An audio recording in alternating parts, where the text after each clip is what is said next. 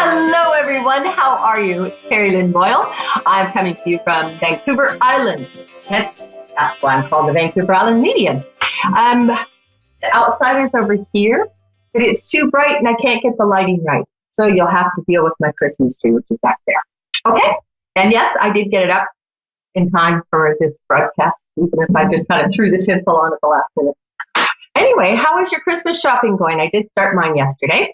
I managed to get probably about half of it done. So I went in again this morning and finished up a few more things.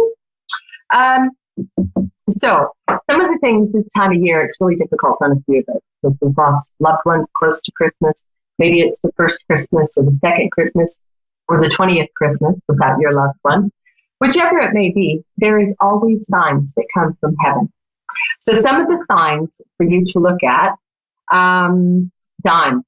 When you find a dime, I'm not sure why the dimes. I've never heard the explanation. But I always say that, you hear pennies from heaven. Well, dimes just means it's 10 times more, right? So dimes, when you find a dime, someone's thinking of you. When a feather comes into your sight, or you happen to come across a feather, that means that your angels are thinking of you, your loved ones are thinking of you. A lot of times, what I deal with is clients will have their keys missing. They lose their keys all the time. And yes, that is something I know my Aunt Mary constantly took my cousin Susan's keys after she passed, because my cousin would call and go, "Oh, Terry Lynn, where are my keys? Where did Mom put them this time?" And so, let me see, cupboard doors opening. Of course, the big one, the lights flickering. That's always a big sign with the lights flickering. Dream. Loved ones will come to you in your dreams. And that's a visitation. That's not just a dream. That means they actually came to see you. What else? Oh, this is a new one. I didn't know about this one. I just read about this one. When you see a cardinal, those beautiful red birds, that is a sign that you have a message from heaven, that someone in heaven is thinking of you. So I thought that was really nice. And the other one that is really a big one, especially maybe, I know it's a big one for me. Maybe for people who are interested in music or something along those lines, maybe they can resonate with this better. But is music. The lyrics of a song, maybe you're doing something and all of a sudden that special song comes up. That means they're thinking of you. What I do a lot of times is I'll be driving a lot and I'll turn my radio off and then I'll ask a question and turn my radio on. And whatever the answer is, what are the words that are being sung? What's the name of the song? Who is the group? Is it a group that resonates with someone who's passed over? Have the words just answered your question? I know for me, this is a strong one. I do this quite regularly, probably close daily. I ask questions and turn the radio on and boom, there's my answer. Those are fun little things that you can do. Now, also at this time of year, we're also missing our fur babies. Those of us, it seems like lately, excuse me, I'm still fussing with this phlegmy cough kind of thing. Sorry. So let's talk about the fur babies. Now, I am going to have a very special guest coming in next Tuesday. She's going to come in with me at 1 o'clock. Her name is Michelle Jarvis Wanacott. And Michelle is the dog psychic. She's not like just an animal psychic, because I know she talks to all the animals. She's like a Dr. Dolittle kind of girl. And so, do you have a connection with animals? Do you resonate with animals? Have you lost a fur baby that is just, you can't seem to get through? Are you still grieving? Do you need some closure? Next week, Michelle is going to join me here on Air 1R's psychicradio.com, and she's going to be giving readings out just for pets. So next week, give us a call. I want to tell you a little bit more. I just want to read to you a little bit about Michelle. She says that since the age of 11, she's been sharing her life with animals. As a child, she always knew what dogs were thinking and feeling. It just seemed clear and obvious to her. Over the years, it's been proven to her that she's always been clairvoyant, clairaudient, and clairsentient. And she just so happens to be a damn good dog trainer, too. Okay, what else? I've attended hundreds of courses and classes in order to strengthen this strange, very honorable ability, and to also learn that I'm not all that crazy. I've been working with dogs under the title of dog trainer since the year 2002, and have been madly in love with every moment of it. I have to trust that the person and the dog's very own personal journey and job is simply to be the interpreter, not the judge. I truly believe without a doubt that the information that a dog brings forth is the reason that they exist in our lives. This is what I personally know to be true, as the 6,000 dogs that I have worked with over the years have made it very, very clear to me. So that's just a little bit about my lovely, lovely, lovely friend, Michelle. She is amazing. I just went through a course with her a couple of weeks ago. She does phone readings, Skype readings, all of that. You can get a hold of her at thedogpsychic.com. She'll tell you all this stuff next week. So that is that. I hope you have had a wonderful week. And in saying that, how about if we go to North Carolina, where Tiffany in Burlington is waiting for us. Are you there, Tiffany? Yes, I am. How are you today? I'm all right. How are you? I'm good. You don't really have a strong North Carolina accent. How come? My whole family is from New Jersey. I was the only one born and raised down here. So. Okay, so you kind of got that. They gave you that other accent. What do they do in New Jersey? I try to think how they talk in New Jersey, but I keep going. They pop the cause, but that's Boston. Oh yeah. So are you all ready for Christmas, Tiffany? Yes, I'm getting there. So I have my 30th birthday a week before Christmas, so I'm kind of getting prepared for that too. Oh my goodness gracious. Okay, so how can I help you today? What are you looking for, Tiffany? Actually, it's kind of a long story, but to make it short, I really want to get back together with my daughter's father. And I don't know if he feels the same way. He's back with his baby's mama, if that makes any sense. I want to know if we can rekindle things and maybe in the future have something. Okay.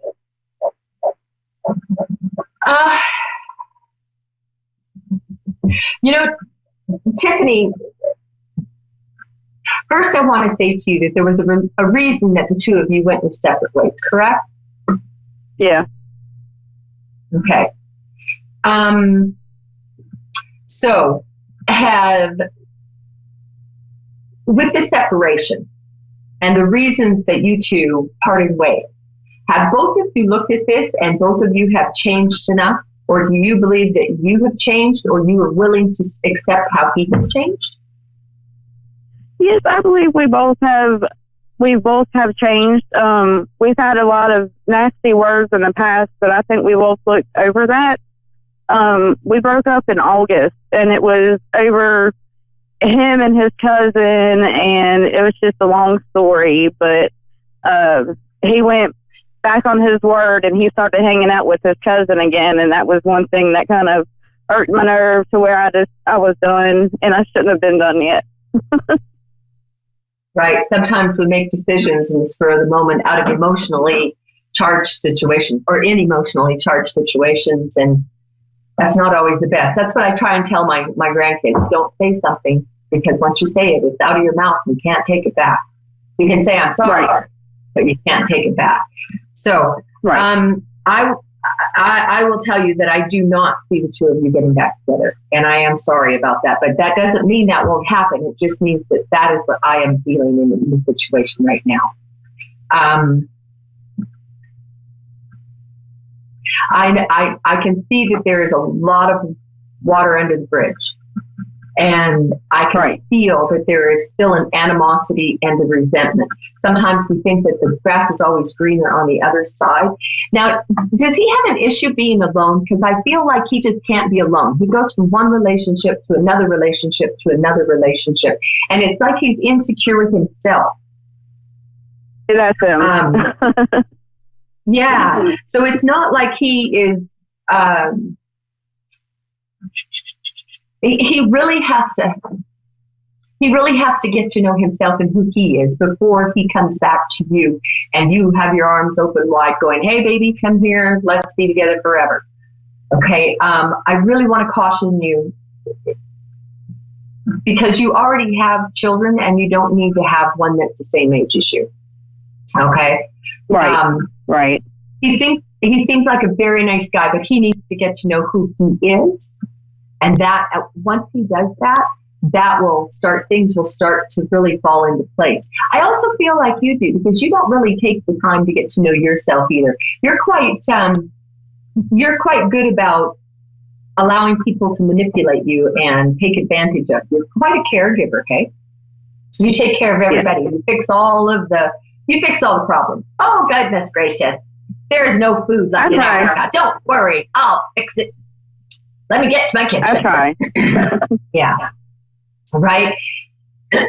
Sorry. I just am trying to get rid of this cough. It keeps holding on. I apologize. So I think that this is a time for you to get to know who you are, my dear. Okay. And remember who you are because you've been taking care of everybody else for so long. It's kind of like you've let yourself go to the wayside. And I preach about self-care all the time. So that's true too. Your self-esteem is just a little bit down in the pooper too. So let's instead of worrying about whether this relationship is going to work and whether you can get back together with them, take it one day at a time. And each day, I want you to start to get to know yourself a little bit. Okay, so do something just for you that day that you want to do. Maybe it's, I never get time to read a book, and I've always wanted to read 50 Shades of Grey. Go get 50 Shades of Grey, and for every day for 30 minutes, sit down quietly, not bothered, and read that book. You know, whatever it happens to be that will feed your soul. 50 Shades of Grey, or, I don't know, Deepak Chopra, something like that. Anything that would resonate to you and help to feed your soul and lift you up. There's a beautiful book called Raise Your Vibration, and it's by Kyle Gray. And this is a book that all of a sudden out of the blue just came to me to tell you to read. So write that down if you could. It's called Raise Your Vibration, and the author's name is Kyle Gray. Kyle Gray. Okay. It's a very good book, and it will help you to kind of, it's almost like it gets you onto a bit of a path to where you can start feeling better about yourself. And then all of a sudden, out of the blue, this gorgeous hunk of man flesh comes walking up and goes, hey, baby, I want to love you unconditionally for the rest of your life. So, but I do see also, are you looking for a job, or have you just gotten a job, or is what's going on with the? I'm a stay-at-home mom, and I take care of my little girl. I have a lot of back problems, and I actually tried to apply for disability. But when I say, okay, how do I put this? I don't see you going out and working, but I see you doing something from your house. So I do help my friend out babysitting. Okay. Do you do anything online? Because that's what I'm talking about. I see you kind of in front of a computer, maybe typing, or you're very good with social media, are you not? Yes, I am. Yeah, you're really good with social media. You should look into starting something like that, because I think that you'd be very successful at it. And this is something to get to know who you are, right? Right. So if it's social media that does it for you, then become a social media consultant or someone. I know I own the Amethyst Forest, a store here in Nanaimo, and I have to hire somebody to do all of the social media because I just don't have time to sit there. So I hire a girl and she posts pictures on Facebook, on Instagram, Twitter, all those things. So because I don't have time to sit there for 3 hours and post something every single day. So really look into that. And again, I want to tell you, make sure that you get to know yourself and let him get to know himself, because right now he doesn't. He's looking for a mother to take care of him. It's almost like he can't be without his, someone to take care of him all the time.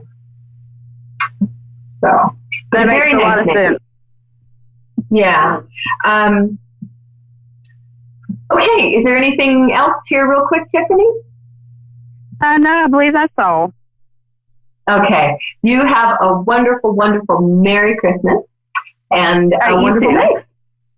Okay. Thank Bye-bye. you. Bye-bye. You're welcome. Okay, so that was Tiffany.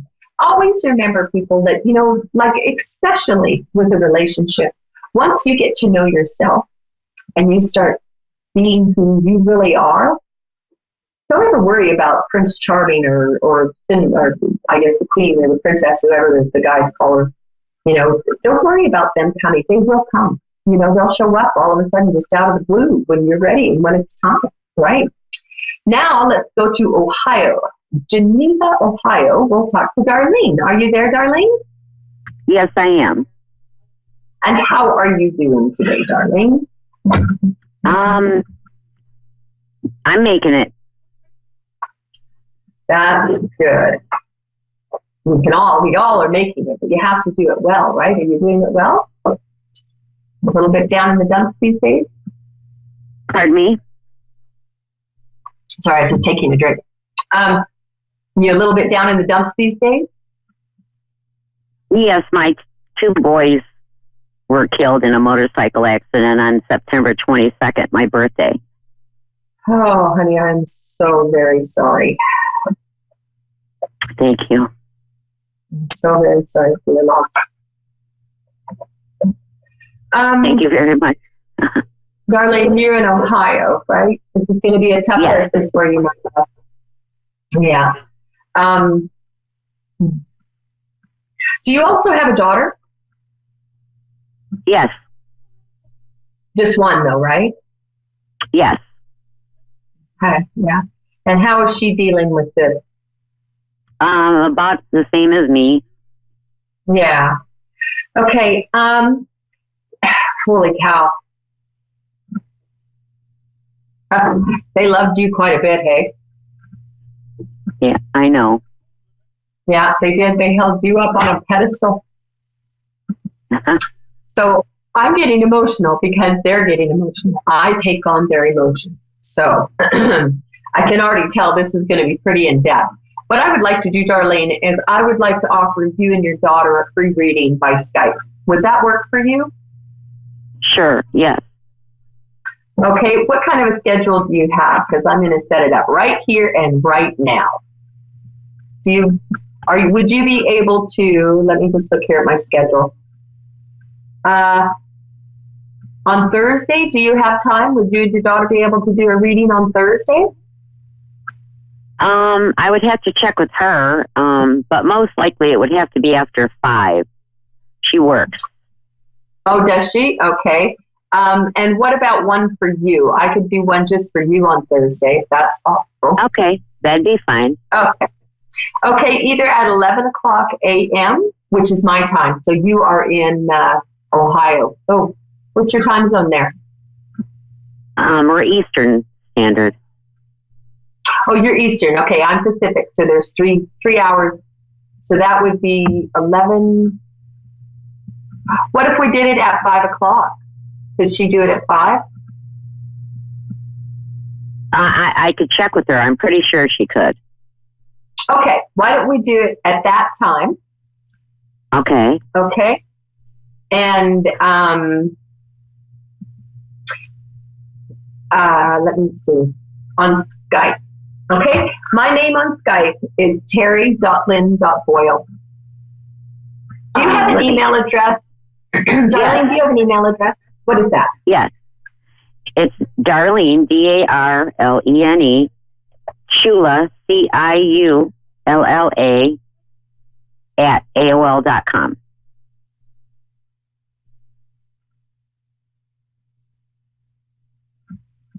So it's Darlene, Ciulla, at AOL.com. Correct? Yes. Yes. Okay. So what I'm going to do then is I am going to give you a call at 5 o'clock your time. I'll send you an email and kind of explain how it works, okay?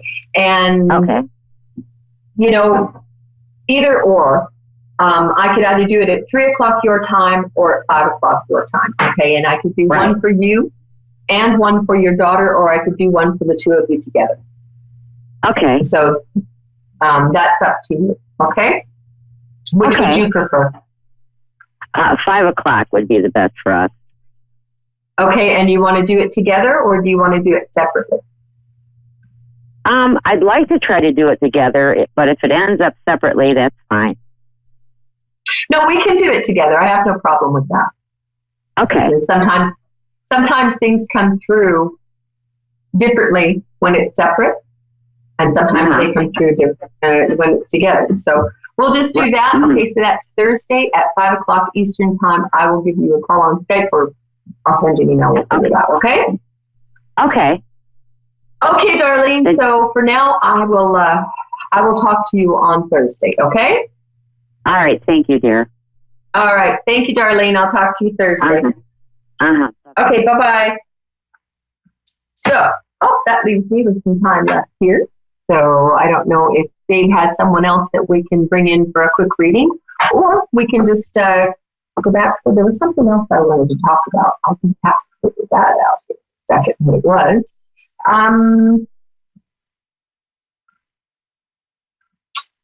I wanted to talk a little bit more about Michelle. Where did she go to? Or how about if we talk about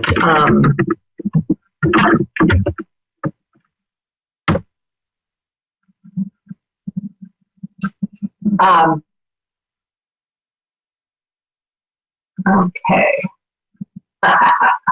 Well, this is one of those things, I used to be a radio announcer.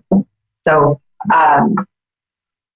it was always horrible to have dead air because you're sitting there going, and you don't know what to say. So what I'm going to do here is I'm going to talk a little bit about what some of the things that I hear, some of my stories that I've had. Okay, so let's say, let me see. Okay, music. I was talking about music. So December the 10th of 2000, my very, very close, dearest friend, her name was Jessie. She went over an embankment and was not wearing her seatbelt and was thrown from the vehicle, and she was killed instantly. It was a very difficult time for all of us at that time. She was very young. She was only 22 years old at the time. And it was a tough tragedy. At that time, though, Jess and I were listening to Coyote Ugly CD. We had watched the movie probably 100 times and decided that, yep, this is our movie now. So we ended up watching this movie over and over and listening to the music. And we'd be at work and we'd stand up on top of our truck and we'd sing out these Dixie Chick songs or whatever they happened to be. And we would just have a wonderful time with the Dixie Chicks. There was, who was it? Yeah, there was Leanne Rhymes, the Dixie Chicks. What was that other lady's name? I can't remember. A whole bunch of them, right, that were on this CD. We used to love it. Well, after Jess died, I left the CD in my CD player in my truck, and probably for about 6 months. And then finally one day I said, you know what? I got to move on. I got to listen to something else. So I took it out of the CD player and I put it up in the visor that was on my I had a little CD thing in my visor, so I put it up there. Put something else in the CD player, Brooks and Dunn or something, and I'd be bopping along singing. And then I went to town. We lived about 30 miles out of town, and I went into town, And I ended up taking it, going to the grocery store. I come back out, and I'm walking over to where, or the car, and driving away, and realized that Coyote Ugly was in the CD player again. And I was like, well, what do you mean is in the CD player again? I thought I already took that out. So I thought, well, maybe it was just, I forgot. I just thought about it. So I took it out again. And I put it back in the visor and put something else in there, and drive around, picked up my son from a friend's house. We went back out to the house. And when we got out to the house, I noticed that Coyote Ugly was again in the CD player. And I was pretty sure I'd taken it out this time. So I said to my son, just bear with me, son, and watch what I'm doing. I'm taking Coyote Ugly out of the CD player, putting it in the visor, and I'm putting Brooks and Dunn into the CD player. And he says, yeah, Mom, so what? So I went out, we went to the house. Then about 3 hours later, we had to go back into town. We went out, I had locked the vehicle and everything. We went out, driving into town, halfway there, Coyote Ugly was again in the CD player. So 3 times Jesse put that in the CD player. 3 times. They talk to us all the time. Listen for it. I'm not special. I believe all of us can do this. And I'm starting to learn how to teach people. I want everyone to be able to do this. We're all capable. I just happen to be at a different level of consciousness right now. So that about wraps it up. I've managed to go seconds with my story of Jessie. She's a wonderful girl. I love you so much, Jess. I want you to take care this week. I want you to take 30 minutes each and every day to make sure that you're taking care of yourself and getting to know who you are. Also, I want you to be with us next week, same time, 1 o'clock Pacific time, Eastern time is 4 o'clock. We're going to have Michelle Jarvis Wanacott on with us, the dog psychic, the pet psychic, the animal whisperer. No, she's not a whisperer. I guess she's not a whisperer. She's definitely a big mouth. But I love her very much. Take care. Have a wonderful week. I'm Terry Lynn Boyle, Vancouver Island Medium. Be good.